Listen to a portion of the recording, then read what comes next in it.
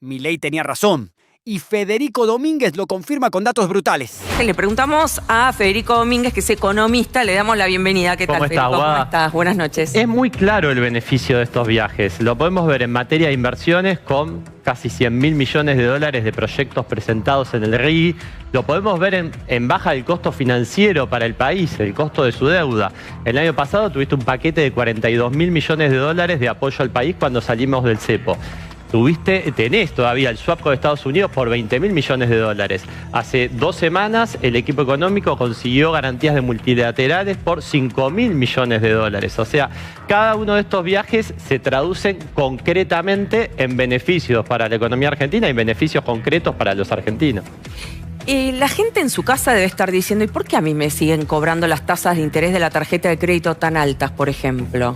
Bueno, a ver, primero acá hay que tener en cuenta una cuestión. Digamos, Argentina está reconstruyendo la credibilidad de su moneda. Está capitalizando de forma sistemática el Banco Central y eso toma tiempo. El año pasado, durante el periodo electoral, tuviste una fuerte caída de la demanda de dinero. A ver, diciéndolo en palabras sencillas, los argentinos no querían los pesos.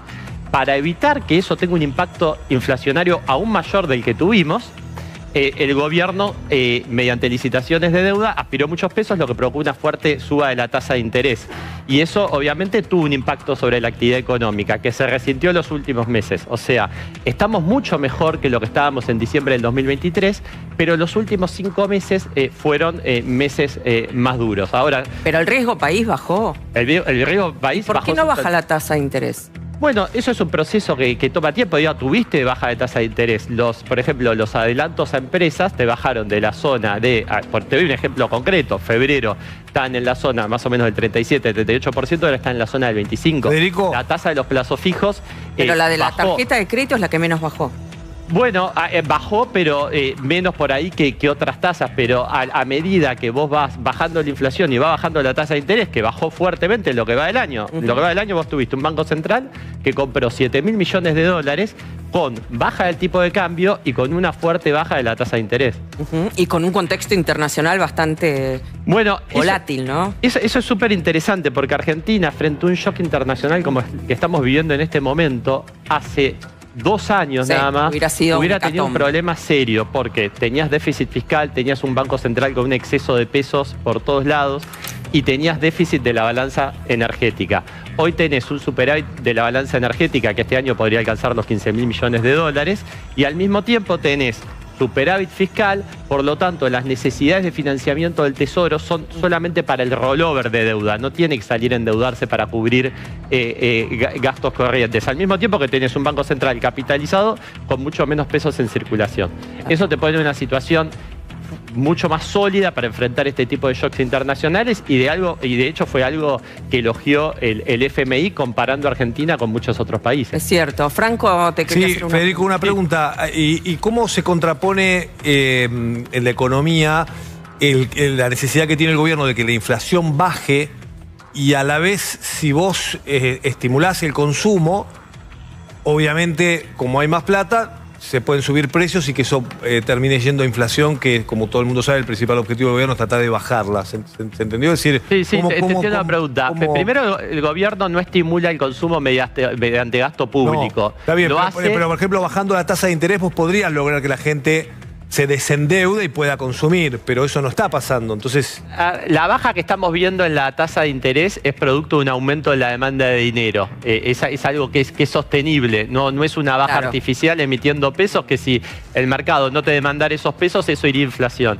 Y lo que estamos viendo es que esta compra de dólares que está haciendo el gobierno se financia, digamos, para evitar esa expansión de la cantidad de pesos. Esos pesos que se emiten para comprar dólares se absorben o con superávit fiscal o con emisiones de deuda del Tesoro, o bien son pesos que demanda el mercado. Por lo tanto, no deberíamos ver un efecto inflacionario de esta compra de dólares. Ahora, esta baja de la tasa de interés en un contexto de aumento de la demanda de dinero no debería ser inflacionaria, y por otro lado, lo que estamos viendo es que el aumento de la demanda de dinero se refleja en más crédito y se va a reflejar en menores niveles de inflación. Lo último, ¿pero eso frena la actividad económica?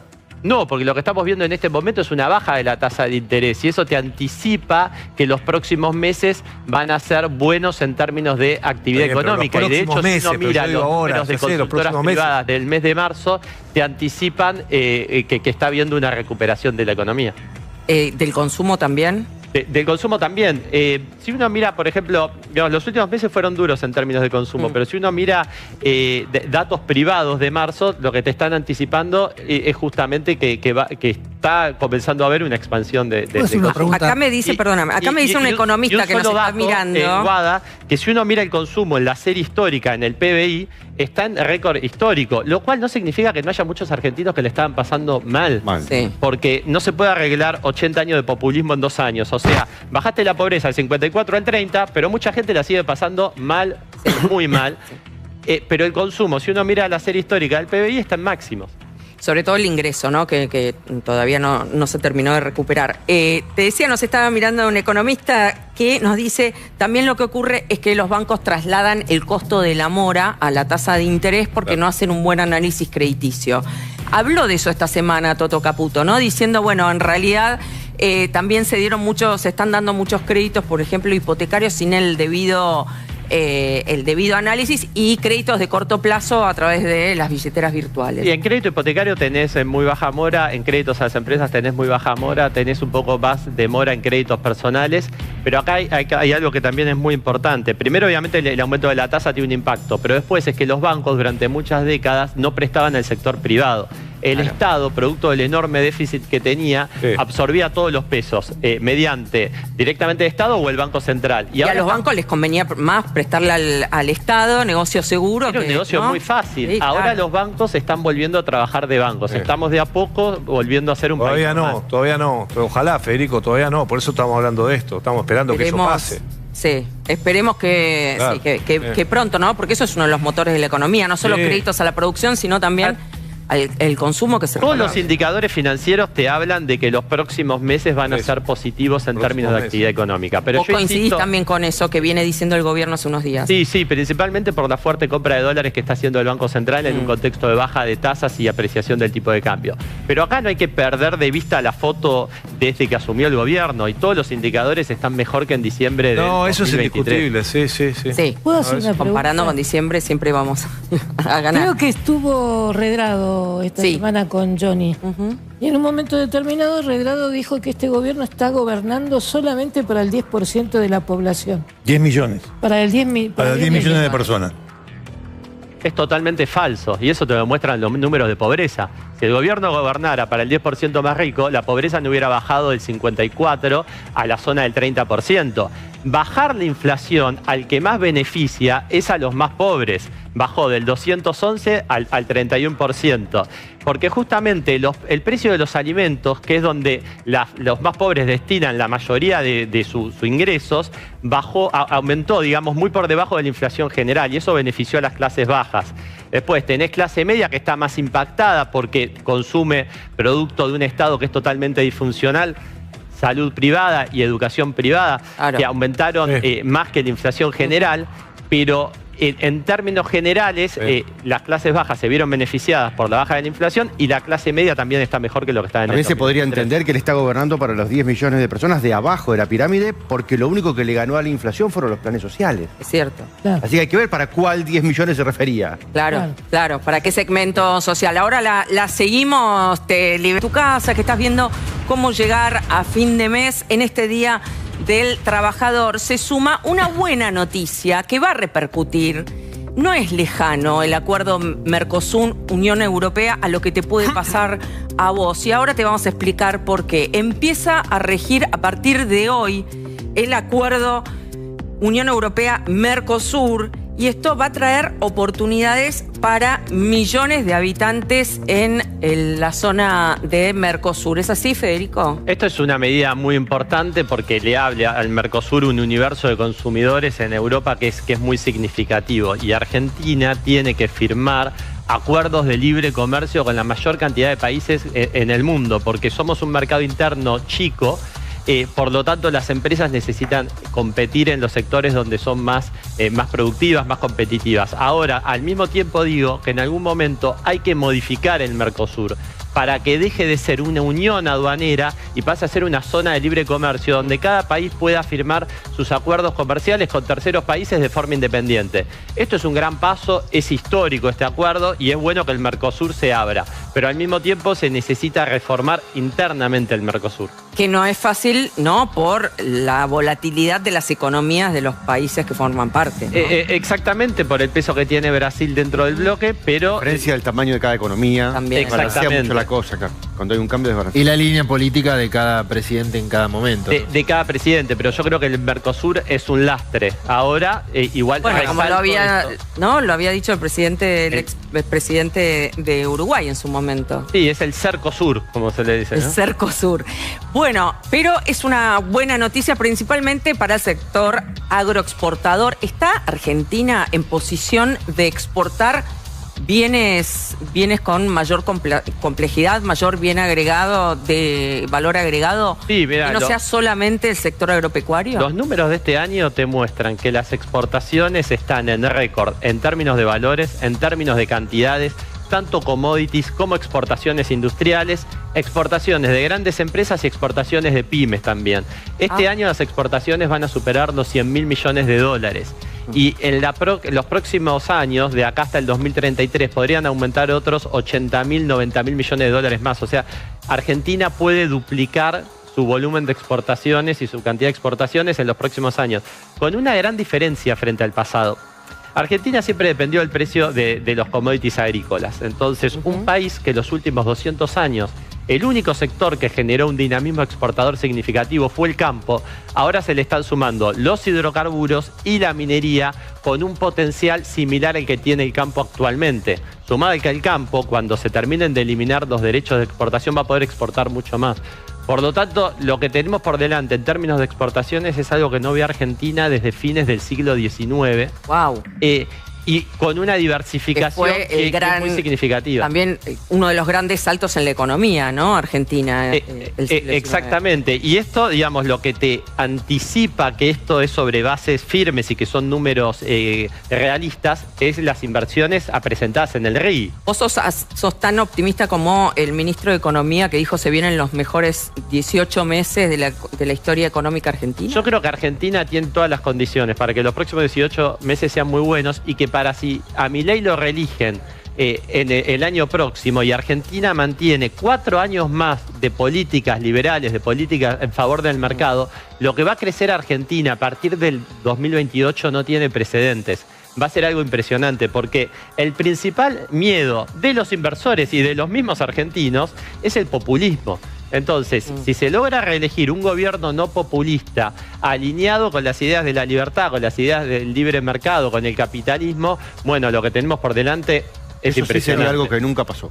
Es algo que no tiene precedente. Que un presidente liberal pueda reelegir, habla de una opinión pública que se está bancando el plan. Exacto. Hasta ahora pero no liberal, no peronista y liberal, ¿no? Yo he leído que algunos inversores también se preocupan por las peleas internas del gobierno, no solamente por el riesgo Cuca, sino porque no se resuelve la crisis, la pelea entre Karina, Santiago Caputo y demás. No es solamente el riesgo Cuca lo que está en juego, porque además del RIGI no ha habido una lluvia de inversiones que no sea minería y el sector energético. El mundo está impresionado con el caso argentino. Digamos, es algo que se habla en todo el mundo porque no pueden entender cómo con semejante ajuste fiscal la economía se haya expandido. Obviamente que cualquier ruido interno político te puede generar ruido, pero el programa es muy sólido y los inversores lo que están mirando es qué pasa con el superávit fiscal, con las exportaciones, con el consumo, con el PBI, con los anuncios de inversión, con los datos macro. Eso es lo más importante que va a estar mirando un inversor del exterior y que se van a respetar sus derechos de propiedad. Estás mencionando justamente el consumo, que es uno de los talones de Aquiles social, hasta ahora. El clima social, porque está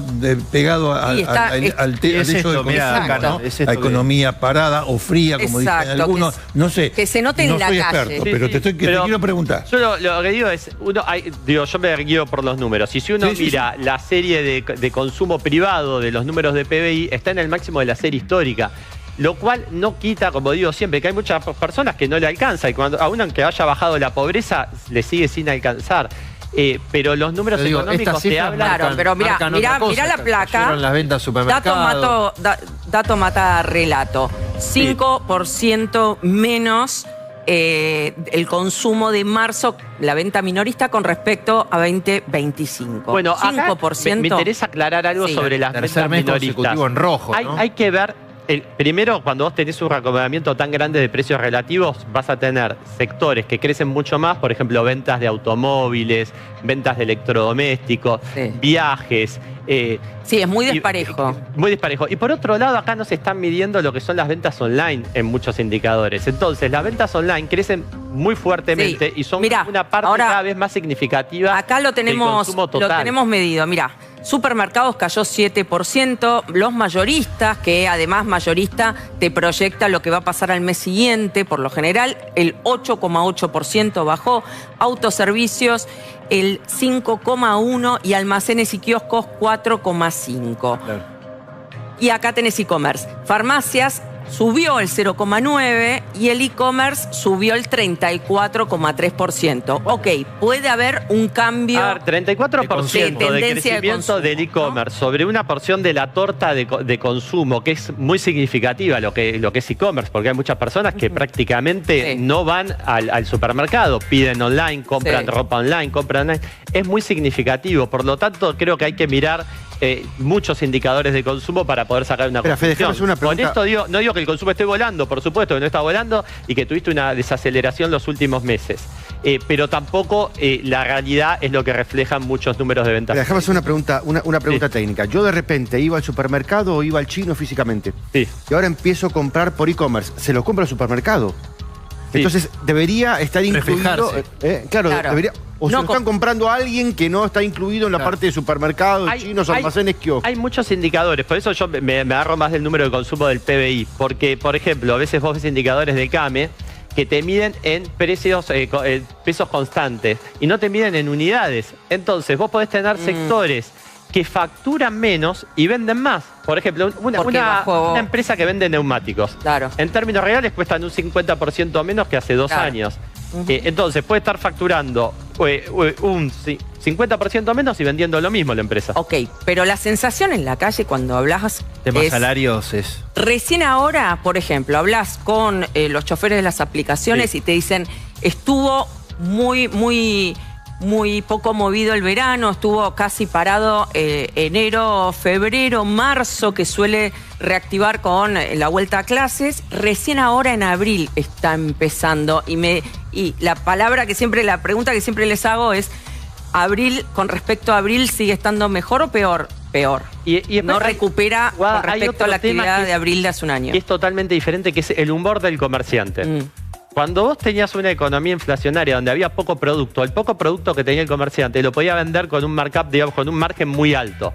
Ahora que pasamos a una economía donde hay mucho más oferta porque hay incentivos a producir, esos márgenes se desplomaron. Entonces tenés muchas empresas que pueden estar vendiendo lo mismo o incluso un poco más, pero en términos de rentabilidad están ganando mucho menos. Claro. Y al comerciante, ¿qué le preocupa? ¿Cuánto vende o cuánto gana? Sí, aparte, en pleno contexto casi hiperinflacionario, por supuesto que también los márgenes de ganancias aumentaban, porque remarcaban y nadie sabía cuánto remarcaban. También es muy diferente la realidad del interior del país que la que podés tener en el conurbano bonaerense. ¿Hay algún plan del gobierno para empezar de alguna manera que los salarios comiencen a subir paulatinamente? Porque uno cuando habla con la gente, o por lo menos la sensación que hay es el sueldo no me alcanza. Y hablan de una necesidad, una recomposición salarial. ¿Hay algún plan? El salario real es más alto que el que tenías en diciembre del 2023, con la salvedad que los últimos 5 meses, por el aumento de la inflación, se deterioró. Pero perdóname, hay un dato que es innegable que tiene que ver con el aumento de las deudas de las familias para solventar gastos corrientes. Aumentó el 30%. Ese dato que sea para gastos corrientes yo no lo tengo, pero sí que el salario real en relación a cuando asumió el gobierno se recuperó. Los salarios públicos perdieron fuertemente, los salarios privados tienen una mejoría y los salarios informales una mejoría mucho más significativa.